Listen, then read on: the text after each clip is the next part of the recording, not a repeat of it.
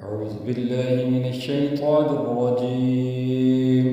بسم الله الرحمن الرحيم.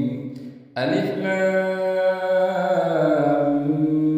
ميم. ذلك الكتاب لا ريب فيه هدى للمتقين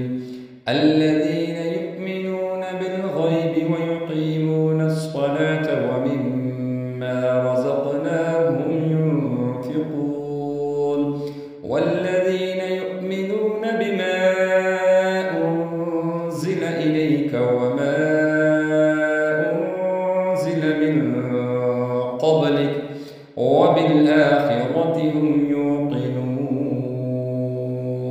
أولئك على هدى من ربهم وأولئك هم المفلحون إن الذين كفروا سواء عليهم أأنذرتهم أم لم تنذرهم لا يؤمنون ختم الله على قلوبهم وعلى سمعهم وعلى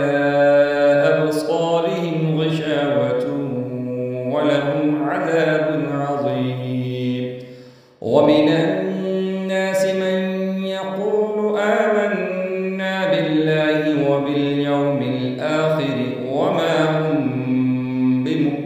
بمؤمنين يخادعون الله والذين آمنوا وما يخدعون إلا أنفسهم وما يشعرون في قلوبهم مرض فزادهم الله مرضا ولهم عذاب أليم بما كانوا يكذبون وإذا قيل لهم لا تفسدوا في الأرض قالوا إنما نحن مصلحون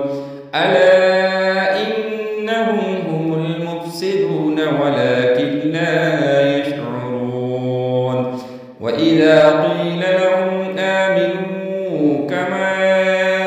آمن الناس قالوا أنؤمن كما آمن السفهاء ألا إنهم هم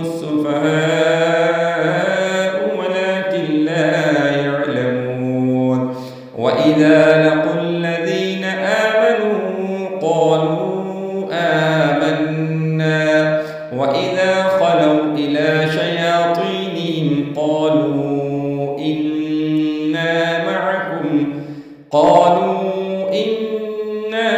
معكم إنما نحن مستهزئون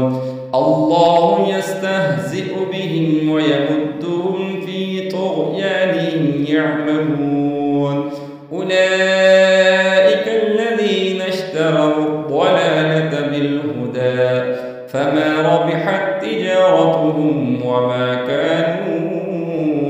مهتدين مثلهم كمثل الذي استوقد نارا فلما أضاءت ما حوله ذهب الله بنورهم وتركهم في ظلمات لا يبصرون صم بكم عمي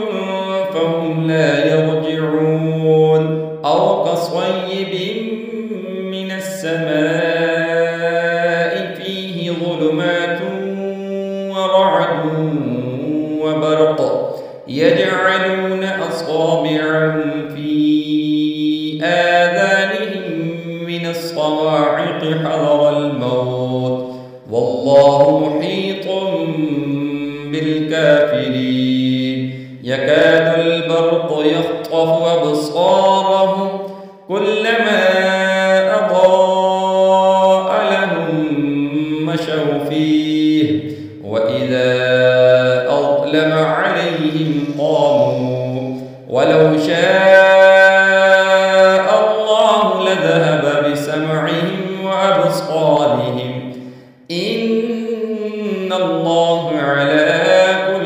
شيء قدير. صدق الله العظيم.